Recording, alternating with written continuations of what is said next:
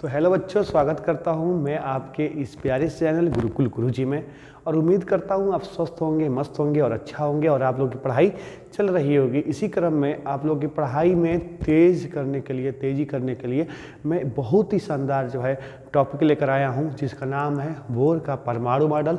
और उसी में हम लोग एक निगमन पढ़ेंगे जो कि अस्थायी कक्षाओं की जो त्रिज्या है वह मुख्य क्वांटम संख्या के क्या होती है, अनुक्रमपाती होती है। ये हम लोग इस पूरे क्लास में सीखेंगे। और साथ में जो है अस्थायी कक्षाओं में घूमते हुए इलेक्ट्रॉन का जो है हम लोग जो है चाल भी निकालेंगे और उसकी आवृत्ति भी निकालेंगे। तो मेरे वीडियो को अंत तक जरूर देखिएगा। और चलिए हम लोग चलते हैं, ठीक है। देखिए, तो हेडिंग हम लोगों का रहेगा कि बोर की परिकल्पनाओं का प्रयोग करते हुए हाइड्रोजन परमाणु की 9वीं कक्षा में घूमते हुए इलेक्ट्रॉन की आवृत्ति का सूत्र स्थापित करना है। यह हम लोगों से ऐसा बोलेगा, बोर के परमाणु मॉडल के आधार पर सिद्ध कीजिए कि परमाणु के अस्थायी कक्षाओं की त्रिज्या मुख्य क्वांटम संख्या के वर्ग के अनुक्रमपाती है। यानी कि हमको सिद्ध करना होगा इसमें बच्चों, है ना, क्या सिद्ध करना होगा कि R प्रोपोर्शनल N सिद्ध करना होगा। अगर ये सिद्ध कर देंगे तो समझिए कि हो गया है, ठीक है। चलिए करते हैं। तो सबसे पहले चित्र समझिए। देखिए मान लीजिए कि एक परमाणु है, उस परमाणु में एक ही इलेक्ट्रॉन है जो कि चक्कर लगा रहा है, ठीक है। और इसका ये जो है क्या है, नाभिक है। और नाभिक में धनावेश क्या है, Jd है। और यहाँ से ये इसकी त्रिज्या क्या है, R है। और ये भी वेग से चक्कर लगा रहा है, ठीक है ना, सही है ना। अब देखिए, अब यहाँ पे क्या होगा कि इसके बीच में क्या लगेगा, बल लगेगा, ठीक है। किसके बीच में, नाभिक में उपस्थित धनावेश और इलेक्ट्रॉन के बीच में। और साथ साथ में चूंकि इलेक्ट्रॉन वृत्ताकार कक्षा में घूम रहा है, तो इलेक्ट्रॉन वृत्ताकार कक्षा में घूम रहा है तो अभिकेंद्र बल भी इलेक्ट्रॉन पर काम करेगा। तो हम लोग एक एक लाइन लिखते हुए चलेंगे। पहले तो लिखेंगे यहाँ पे, क्या लिखेंगे, इलेक्ट्रॉन पर कार्यरत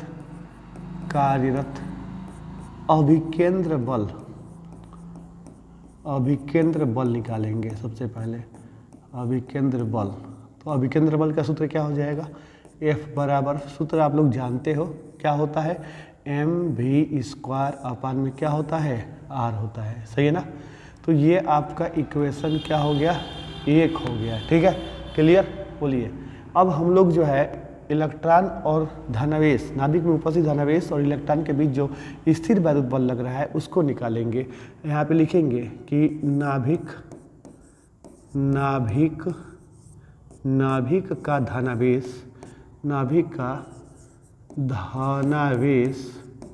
धनावेश, ठीक है, Ze तथा इलेक्ट्रॉन के बीच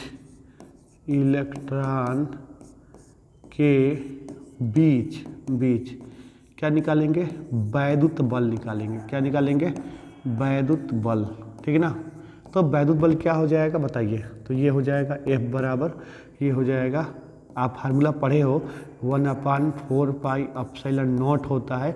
और क्या होता है, Q1 की जगह पे Jd रखेंगे और इंटू रखेंगे E, और बटा में क्या हो जाएगा आपका R²। यानी कि ये फाइनल इसका क्या बनेगा, 1/4πε0 हो जाएगा। और ये हो जाएगा Ze² बटा में R² हो जाएगा, ठीक ना। जो कि ये क्या है, आपका समीकरण क्या है, 2 है। क्लियर, समझ में आया, बोलिए। अब देखिए, ये भी आपका बल है और ये भी आपका बल है। ये अभिकेंद्र बल है और ये जो है वैद्युत बल है। तो दोनों बल एक दूसरे के क्या होंगे, तुल्य होंगे, ठीक ना। तो एक काम करते हैं, यहाँ पे लिखते हैं समीकरण 1 तथा 2 से, समीकरण 1 तथा 2 से, समीकरण 1 ये है, 2 ये है। अब दोनों का जब तुलना कराएंगे, दोनों बल ही है तो एक दूसरे के तुल्य हो जाएंगे। तो mv² अपान R हो जाएगा, इक्वल टू क्या हो जाएगा, A1 बटा में 4πε0। और ये हो जाएगा आपका Ze² अपान में R² हो जाएगा, ठीक है। देख रहे हैं दोनों और क्या कट रहा है, एक R से एक R क्या हो रहा है, कट जा रहा है, ठीक ना। और कुछ कट रहा है नहीं। तो यहाँ से हम लोग फार्मूला निकालेंगे, क्या निकालेंगे, R का, ठीक है ना। देखिए देखिए आर का निकालेंगे तो बताइए आर इक्वल टू फार्मूला क्या निकलेगा, तो कहिएगा सर निकल जाएगा 1/4 पाई एप्सिलॉन नॉट। ठीक, बहुत बढ़िया। और उसके बाद जो ये एम भी स्क्वायर है वो इसके नीचे आएगा, आर इधर आएगा, ठीक ना, आर इधर आएगा, एम भी स्क्वायर इसके नीचे आएगा, तो ये हो जाएगा आपका कितना, जेड ई स्क्वायर बटा में हो जाएगा एम इंटू भी स्क्वायर। सही है, एम इंटू भी स्क्वायर हो जाएगा। सही, देखिए अब हम लोग क्या करेंगे यहाँ पे, इसको समीकरण जो है हम लोग 3 बना लेंगे। क्या बना लेंगे, 3, ठीक ना। अब हम लोग जानते हैं बोर का परिकल्पना, बोहर का जो परिकल्पना है, बोहर का परिकल्पना क्या होता है बताइए।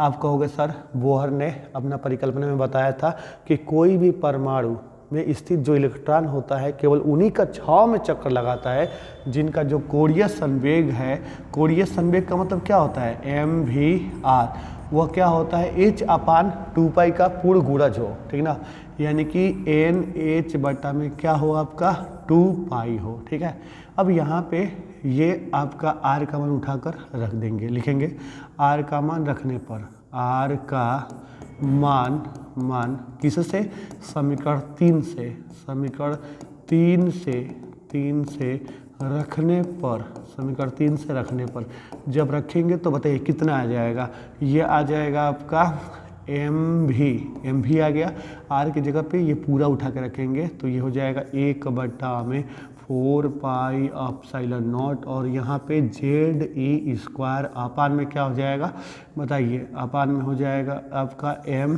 भी स्क्वायर, ब्रैकेट इसका बंद कर लेंगे, ठीक ना, ब्रैकेट बंद कर लेंगे, और इन बराबर हो जाएगा क्या NH अपान में 2π। अब यहाँ से इसको हम लोग कटाएंगे, देखेंगे क्या क्या कटेगा, ठीक ना। चलिए देखते हैं फटाफट, देखिए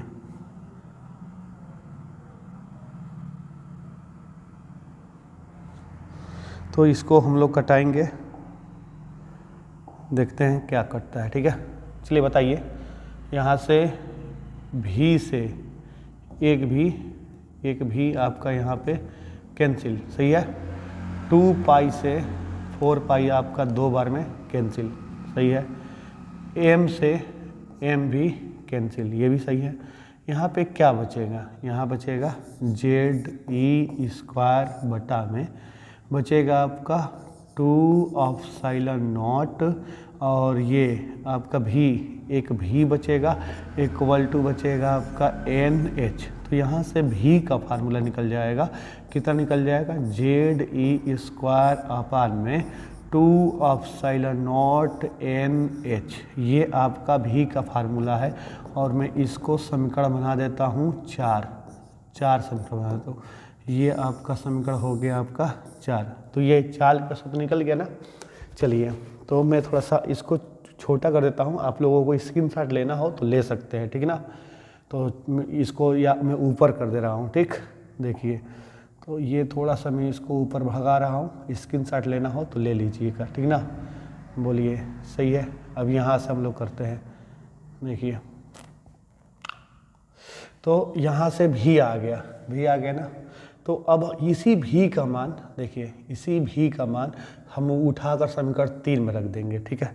चलिए देखते हैं, फटाफट देखते हैं, लिखते हैं कि भी का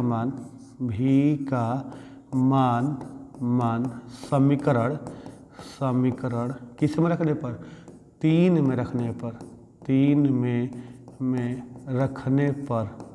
में रखने पर जब 3 में रखेंगे तो बताइए क्या हो जाएगा, R इक्वल टू हो जाएगा 1/4 पाई एप्सिलॉन नॉट, और ये हो जाएगा जेड ई स्क्वायर अपान में नीचे दिया है m, और भी स्क्वायर के जगह पे, चूँकि भी की जगह पे इतना रखना है तो स्क्वायर यहाँ पे है ना, तो स्क्वायर है तो सबका स्क्वायर करना पड़ेगा ना, मैं सबका स्क्वायर कर रहा हूँ, देखिएगा तो ये हो जाएगा जेड का स्क्वायर ई के पावर, ये स्क्वायर ऑलरेडी पहले से था तो ये 4 हो जाएगा, फिर बटा में को मैं ऊपर लिख दे रहा हूँ ताकि ठीक रहेगा, ठीक है।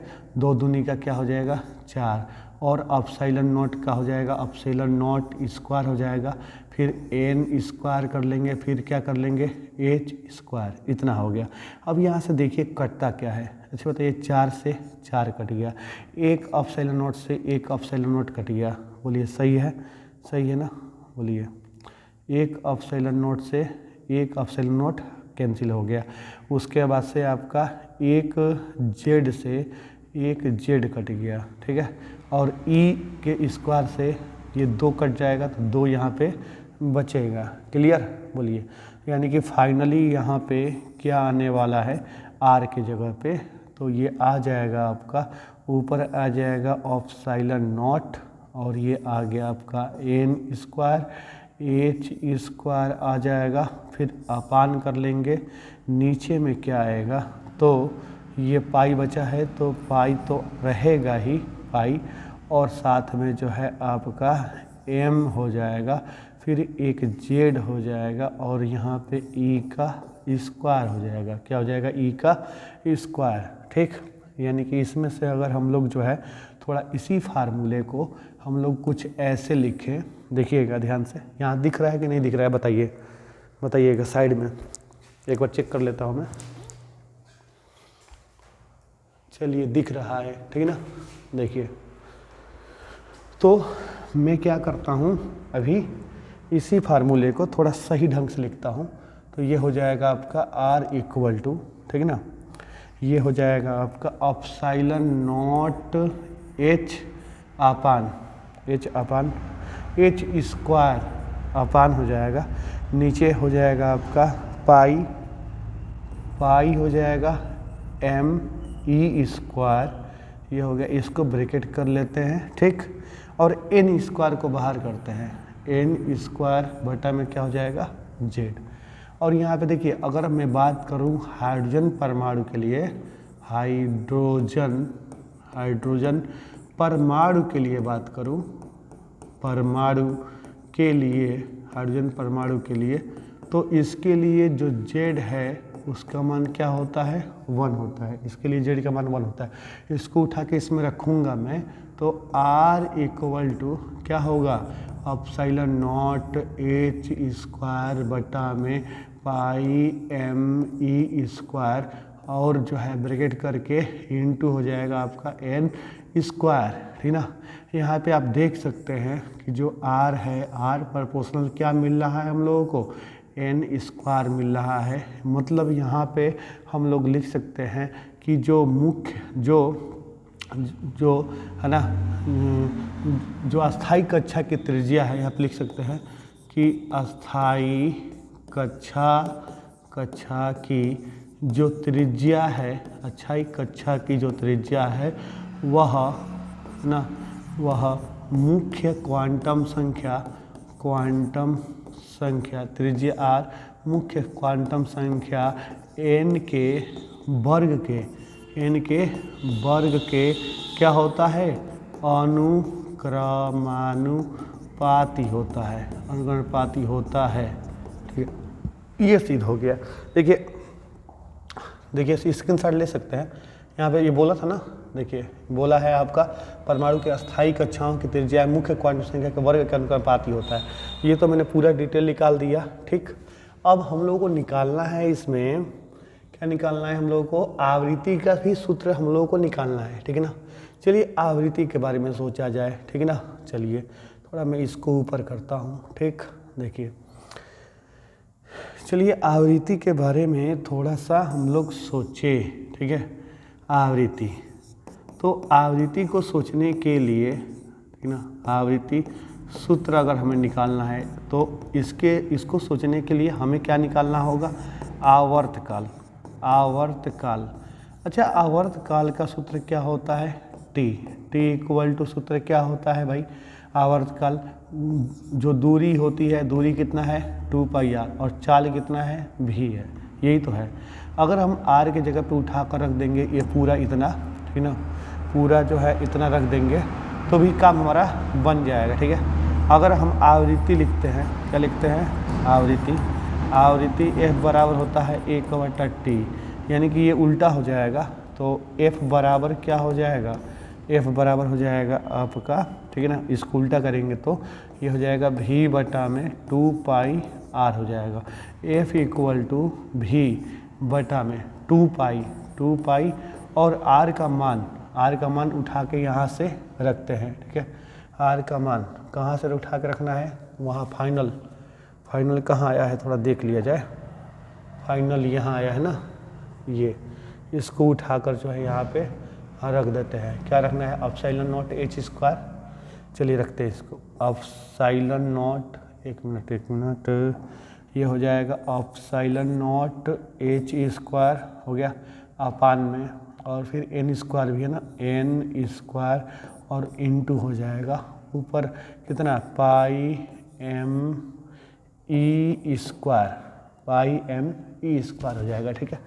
और यहाँ पे देखिए जेड बराबर भी ये दिया है, थोड़ा इसको देखते हैं तो भी का भी तो मान दिया है, भी का भी मान भरते हैं इसमें, क्या भी का मान, चलिए देखते हैं फिर क्या होता है, कटेगा कि नहीं कटेगा। देखो पाई से आपका पाई कट रहा है, ठीक है ना, देखिए एक मिनट, पाई से पाई जो है कट रहा है, ठीक, और किसी से एम ई स्क्वायर नहीं, सही है।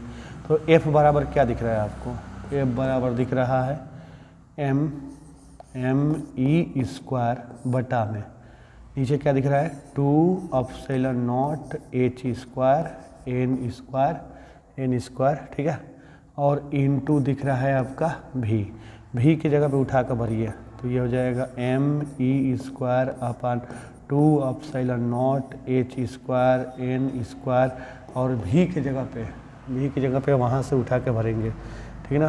देखिए भी की जगह पे क्या भरेंगे, जेड ई स्क्वायर, देखिए भी की जगह पे भरेंगे जेड ई स्क्वायर बटा में 2 एप्सिलॉन नॉट एन एच। तो फाइनली ये एफ इक्वल टू क्या आ जाएगा, तो ये आ जाएगा आपका जेड एम ई के पावर 4 अपान, ठीक है ना, अपान आ जाएगा आपका, यहाँ पे 2 दूनी का 4 आ गया, और ये एप्सिलॉन नॉट स्क्वायर हो जाएगा, और यहाँ पे ये एच क्यूब हो जाएगा और एन क्यूब हो जाएगा, एच क्यूब हो गया और क्या आ गया आपका एन क्यूब, यानी कि जो आवृत्ति होती है वह एन क्यूब के क्या होता है, व्युत्क्रमपाती होता है, ठीक ना। मुख्य क्वांटम संख्या के तृतीय घात के जो है क्या होती है, व्युत्क्रमपाती होती है। उम्मीद करते हैं आप लोगों को समझ में आया होगा। अगर मेरा वीडियो समझ में आया होगा तो लाइक कीजिए, शेयर करिए, सपोर्ट दिखाइए थोड़ा सा, ताकि रोज़ वीडियो अपलोड कर सकूं।